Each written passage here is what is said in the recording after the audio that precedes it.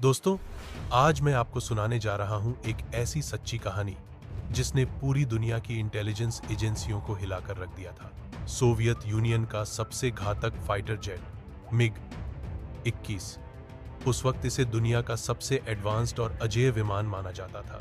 कोई भी देश इस जेट को समझ नहीं पाया था, लेकिन मोसाद ने वो कर दिखाया जो नामुमकिन लगता था। 1966 में इजराइल ने बिना एक भी गोली चलाए इराक से MiG-21 चोरी कर लिया और इस मिशन का नाम था ऑपरेशन डायमंड। आज की इस कहानी में हम जानेंगे कैसे मोसाद ने यह खतरनाक मिशन प्लान किया, कैसे एक इराकी पायलट को अपने जाल में फंसाया और कैसे पूरी दुनिया की नजरें इस एक विमान पर टिक गई। तो चलिए शुरू करते हैं दुनिया की सबसे रोमांचक जासूसी कहानी, मोसाद का ऑपरेशन डायमंड। 1960 का दशक, यह वो दौर था जब अमेरिका और सोवियत यूनियन के बीच कोल्ड वॉर अपने चरम पर था। सोवियत यूनियन ने मिग 21 नाम का फाइटर जेट बनाया था। यह छोटा, तेज और बेहद खतरनाक था। ऐसा माना जाता था कि मिग 21 उस दौर के किसी भी अमेरिकी विमान को मात दे सकता है। इराक, मिस्र और सीरिया जैसे अरब देशों को सोवियत यूनियन ने यह विमान सप्लाई करना शुरू किया और इजराइल के लिए यह एक बड़ा खतरा था, क्योंकि उसके दुश्मन अरब देशों के पास अब दुनिया का सबसे खतरनाक हथियार था।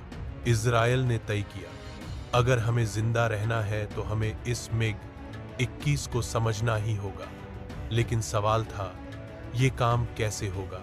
यहीं से मोसाद की एंट्री होती है। मोसाद यानी इजराइल की इंटेलिजेंस एजेंसी, जो अपनी चालाकी और दिमागी खेलों के लिए मशहूर है। मोसाद ने ठान लिया कि किसी भी तरह मिग 21 को हासिल करना है और ऑपरेशन का नाम रखा गया ऑपरेशन डायमंड। ऑपरेशन डायमंड का सबसे मुश्किल हिस्सा था इराकी एयरफोर्स के किसी पायलट को मनाना कि वह अपने देश के खिलाफ जाए।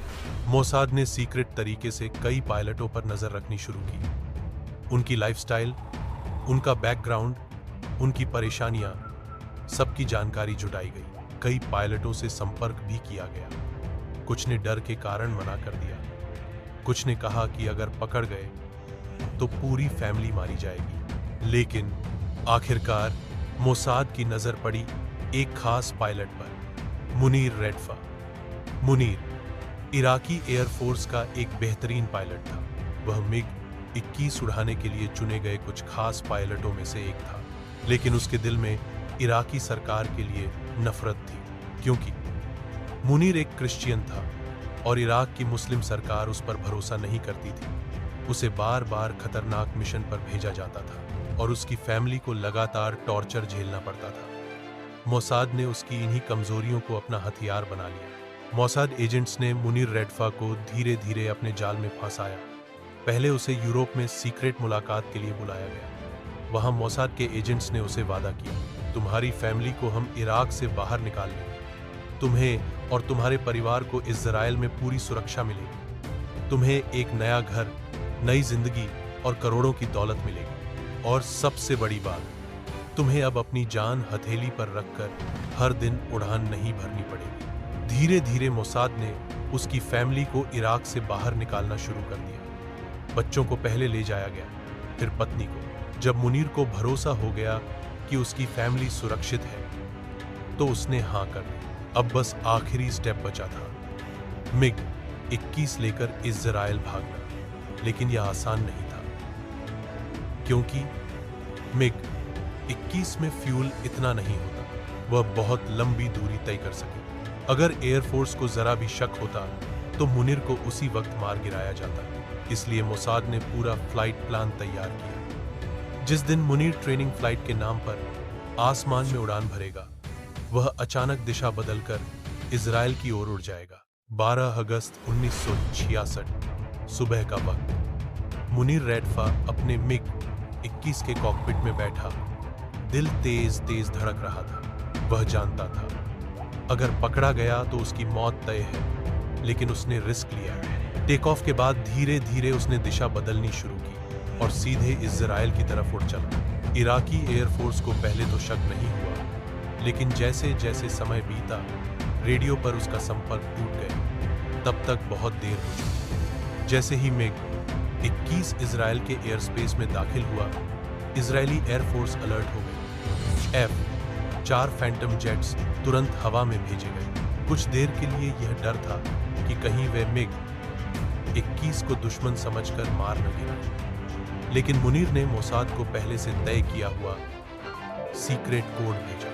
फिर इजराइल के लड़ाकू जेट्स ने उसे घेरकर सुरक्षित एयरबेस तक एस्कॉर्ट किया। आखिरकार MiG 21 हाज़र एयरबेस पर लैंड हो गए और इसी के साथ मोसाद का मिशन पूरा हुआ। ऑपरेशन डायमंड पूरी तरह सफल रहा। जैसे ही मिग 21 इजराइल पहुंचा, इसे तुरंत मोसाद और इजरायली एयरफोर्स के इंजीनियरों ने खंगालना शुरू कर दिया। यह दुनिया का पहला मौका था जब पश्चिमी देशों को मिग 21 की असली टेक्नोलॉजी हाथ लगी थी। इजराइल ने इसकी जानकारी अमेरिका के साथ भी शेयर की। CIA और पेंटागन के एक्सपर्ट्स ने MiG 21 की डिजाइन, उसकी स्पीड, उसकी मिसाइल्स सबका स्टडी किया।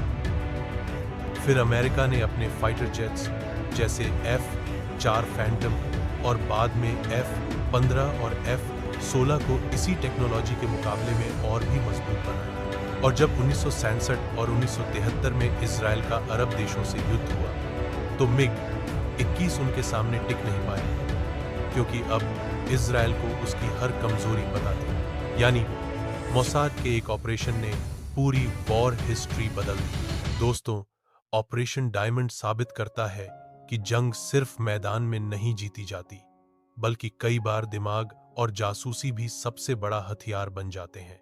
मोसाद ने बिना कोई बम गिराए, बिना गोली चलाए, अपने दुश्मन का सबसे घातक हथियार हासिल कर लिया। आज भी यह मिशन दुनिया के सबसे सफल इंटेलिजेंस ऑपरेशंस में गिना जाता है। तो दोस्तों, कैसी लगी आपको मोसाद के इस थ्रिलर मिशन की कहानी? क्या आपको लगता है कि अगर मोसाद यह ऑपरेशन सफल न करता, तो इजराइल आज दुनिया के नक्शे पर इस ताकत से खड़ा होता? कमेंट में अपनी राय जरूर दीजिए और ऐसी ही सच्ची कहानियां सुनने के लिए चैनल को सब्सक्राइब करना मत भूलिएगा। धन्यवाद।